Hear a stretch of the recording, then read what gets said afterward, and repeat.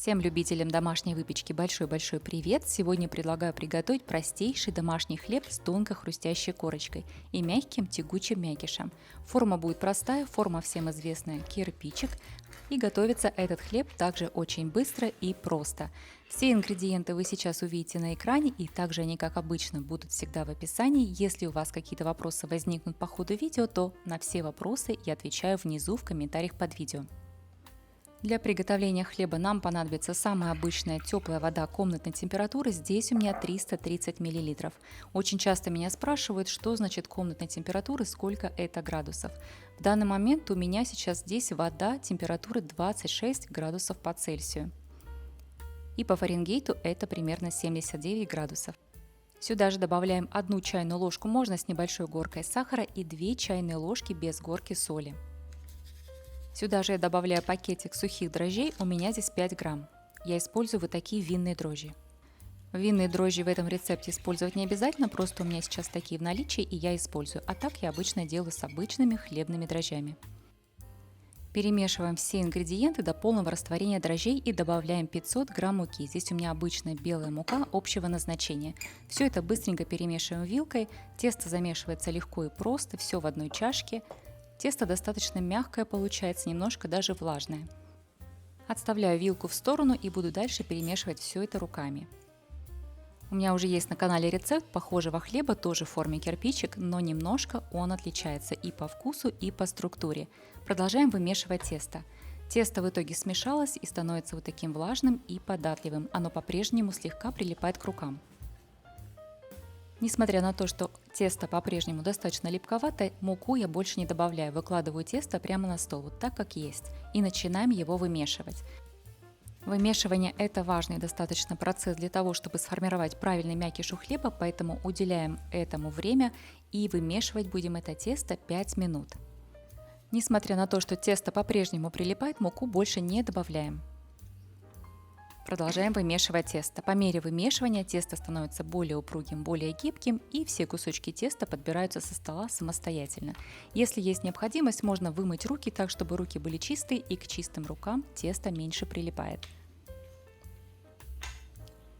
Уже сейчас видно, что тесто стало эластичным. Накрываем его чашкой, в которой я его вымешивала. Я накрою этой чашкой и оставлю его отдохнуть на 5 минут. Через 5 минут снова я беру это тесто, оно стало уже более мягкое и податливое, и снова вымешиваю его таким же самым образом еще 5 минут. В этом рецепте очень легко запомнить: 5 минут мы тесто вымешиваем, 5 минут тесто отдыхает, и потом 5 минут мы снова его вымешиваем. Вымешиваю я следующим образом. Я его как бы сначала раздавливаю по поверхности всего стола своей ладошкой, а потом пальцами подбираю его обратно в комочек. Снова раздавливаю ладошкой и пальцами подбираю в комочек. Это такое легкое движение, и от него рука не устает. Достаточно легко вымешивается. Ну вот и все, 15 минут, и тесто сформировано. Немножко смажу чашку свою растительным маслом, чтобы тесто не прилипало, и перекладываем тесто в чистую чашку на расстойку. Растаиваться оно будет до тех пор, пока тесто не поднимется в объеме в 2 раза. У меня в этот раз это заняло примерно 2 часа. Посмотрите, какое тесто мягкое, эластичное и больше не прилипает к рукам. Обязательно накрываем его либо крышкой, либо пленкой, чтобы оно не заветрилось и не подсохло. И оставляем на подъем, как я уже сказала, 2 раза. Выпекать свой хлеб я буду вот в такой стеклянной форме. Размер этой формы 22 на 11 и на 10 сантиметров. Форму можно либо смазать растительным маслом, либо, как у меня, закрыть пергаментной бумагой. Мое тесто уже постояло и поднялось в объеме в 2 раза. Мне пришлось его поставить в немножко разогретую духовку, потому что дома у меня где-то 23 градуса. Припыляю стол обильно мукой и выкладываю тесто на стол. Тесто по-прежнему липкое, поэтому муки не жалейте, на стол побольше. Так, отделяем все тесто от нашей чашки. Тесто нужно будет дегазировать, убрать все лишние пузырьки воздуха и распределить его в такой небольшой прямоугольник. Я специально сверху поставила свою чашку, в которой я буду выпекать, для того, чтобы ориентироваться по размеру заготовки, по размеру формы. И раскатываем нашу заготовку в небольшой прямоугольник. Снова измеряю чашкой, смотрю, чтобы моя заготовка была по размеру, и начинаю ее скручивать в рулетик. Ну, как скручивать в рулетик, все, наверное, знают. Стараемся делать это не слишком плотно, но и не слишком рыхло, чтобы не было пустот, и защипываем все края. Защипываем края как сбоку, так и сверху. Чем аккуратнее мы это сделаем, тем аккуратнее будет конечный результат. Если заготовка получилась немножко больше, чем форма, ничего страшного в этом нет. Слегка поджимаем ее по краям и перекладываем в подготовленную форму.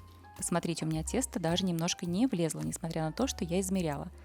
Аккуратненько подправляем тесто, ничего страшного в этом нет, главное, чтобы его сильно не помять, и распределяем его ровно по форме. Форма вот так наполнена примерно на 50%, накрываем снова нашу заготовку пленкой и оставляем ее на расстойку снова до тех пор, пока тесто не поднимется до самого края формы. Мое тесто постояло, второй раз тесто поднимается значительно быстрее, у меня прошло всего 40 минут и тесто заполнило всю форму. Посмотрите, какое оно красивое и ровненькое. Уберу пленку в сторону и слегка присыплю поверхность мукой. И сделаю небольшой надрез. Надрез этот декоративный, делается просто для красоты. В нем нет необходимости, но так симпатичней. Если будете делать, обязательно делайте это лезвием, потому что тесто мягкое и тянется за ножом. Ножом это сделать не получится, а вот лезвием в самый раз. Отправляем хлеб выпекаться в заранее разогретую духовку. Выпекать мы будем при температуре 220 градусов по Цельсию или 428 по Фаренгейту. Сначала будем выпекать 15 минут, а затем температуру нужно понизить до 190 градусов по Цельсию или 374 градуса по Фаренгейту и допечь еще 15 минут. В результате у нас получается вот такой красивый хлеб. Если вы будете брать металлическую форму, то в металлической форме корочка хлеба будет более румяная и более поджаристая. В стеклянной же форме он получается немного бледный, но не менее вкусный. Посмотрите, какой красивый получился. У него ровный цвет со всех сторон. Хлеб этот имеет тоненькую-тоненькую хрустящую корочку. Внутри он очень мягкий, а сверху очень хрустящий. Ну и давайте отрежем кусочек и посмотрим, что внутри. Ну и, как я уже говорила, хлеб достаточно мягкий, поэтому нарезается он достаточно легко и нож входит в него свободно. Хлеб хорошо держит свою форму, не разваливается и не крошится, хорошо держится мякиш. Мякиш у него достаточно такой тянучий. Посмотрите, даже видно завитки от хлеба. От теста, как мы его закручивали, видите завитки? На мой взгляд, это достаточно удачный вариант рецепта хлеба на каждый день.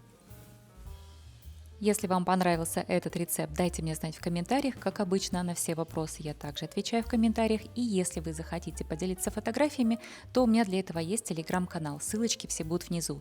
Также у меня на канале есть достаточно большое количество сейчас рецептов хлеба, поэтому ссылочки я тоже оставлю внизу. Если вам будет интересно, посмотрите.